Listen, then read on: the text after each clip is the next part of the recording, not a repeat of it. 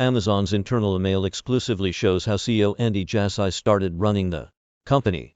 On October 4th, 3 months into his new role as Amazon CEO, Andy Jassi got an email from Visa's technology president, Rajati Taneja, asking for help with a problem. Suspicious orders from Taneja's personal Amazon account.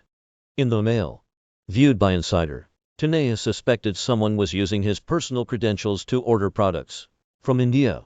He pointed to a potential flaw in the way Amazon verifies an email account and asked Jassi to connect him to Amazon's customer service or fraud department because he couldn't get in touch with its cyber team. Jassi swiftly forwarded Taneja's email to his escalations team, a group of employees who review and resolve customer complaints, and asked for a quick response explaining the root cause of the problem. "Can we help him ASAP?" Jassi wrote, stressing the mail came from the head of technology at Visa, a strategic partner to the Amazon Web Services Cloud unit. "Could you PLS a mail when resolved?" The email chain, and a trove of similar internal communications reviewed by Insider, provide new insights into one of the most important management handoffs in the history of modern American business. Jeff Bezos, Amazon's visionary and mercurial founder, built the company from scratch into a dominant e-commerce and cloud computing platform, with over 1.6 million employees. In July, he handed the empire to Jassi.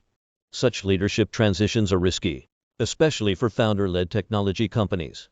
The documents reveal the new CEO applying his penchant for micromanaging to a bevy of customer complaints, instructing his team to review and resolve problems swiftly much more often than Bezos did.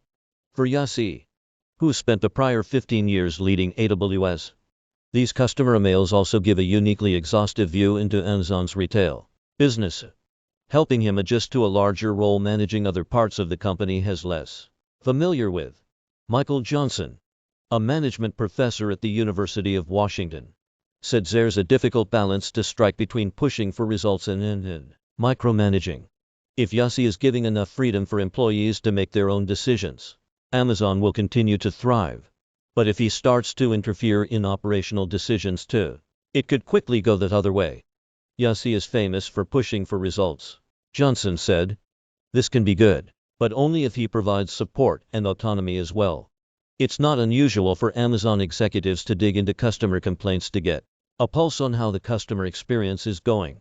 Bezos famously forwarded simple question mark emails to his team when he saw unusual charges.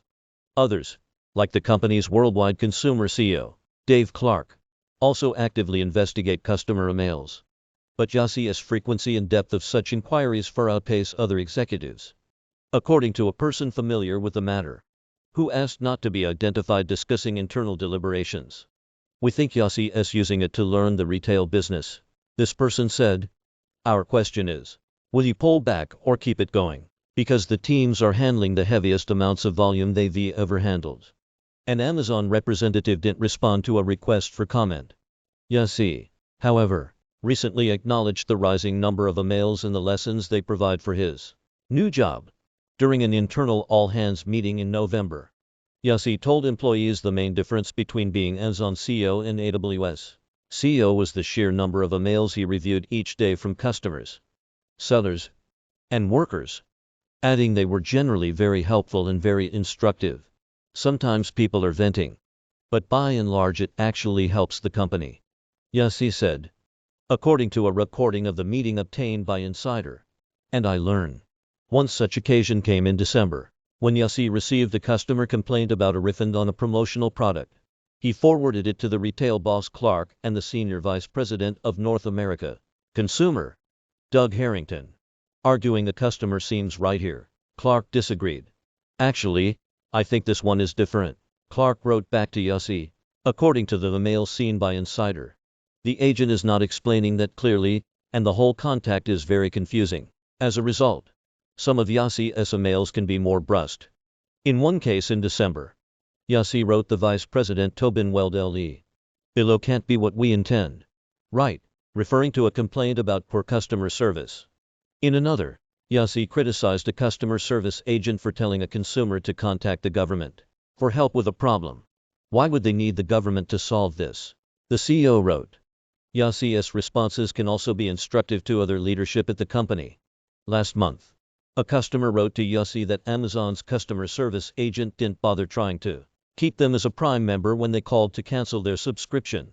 Jassi forwarded that email to Clark and Weld LE and urged that Amazon should train its associates to nicely ask people why they're canceling Prime memberships and how they could be retained. Thank you. If done right, people like to feel like they matter enough that we're trying to sort their problem to retain them as a customer, Jassi wrote. Jassi's propensity to scrutinize customer emails can have the added benefit of internally demonstrating what is strategically important at Amazon. In this case, customer satisfaction. According to Jennifer Chapman, a management professor at the University of California at Berkeley, when the CEO directly engages in customer complaints, it serves as symbolic acts of leadership that the rest of the company follows. These examples probably spread like wildfire in the company, and so many people learned vicariously about just how important customers are. Chapman said, "Not everyone is happy about Jassi's prying eyes. Those on the escalation team who deal with Jassi's emails have seen their workload significantly increase since his promotion, according to a person familiar with the matter. Unlike Bezos, who forwarded emails once or twice a month, Jassi is engaging daily," this person said. On top of that, Jassi typically expects a response to every inquiry to explain and confirm how each issue has been resolved.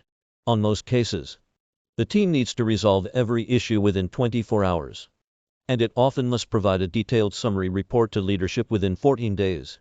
Writing those reports can be a painstaking process that requires multiple revisions and approvals up the chain. Bezos, however, largely stopped sending his question mark emails since stepping down. "We are seeing exponentially more escalation than under Jeff," this person said. The increased workload is not a surprise for those familiar with Jassi's work. Jassi was known as a micromanager with an obsessive level of attention to detail when he was AWS CEO. One former executive told Insider that Jassi was probably asking lots of questions just to learn. The Visa Tech chief's inquiry led to similar scrambling escalation as team, but all for naught.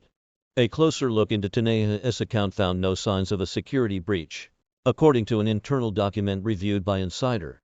There was no contact history from Taneja to the Amazon cyber team either, and the company planned to send his family some Amazon merchandise as consolation.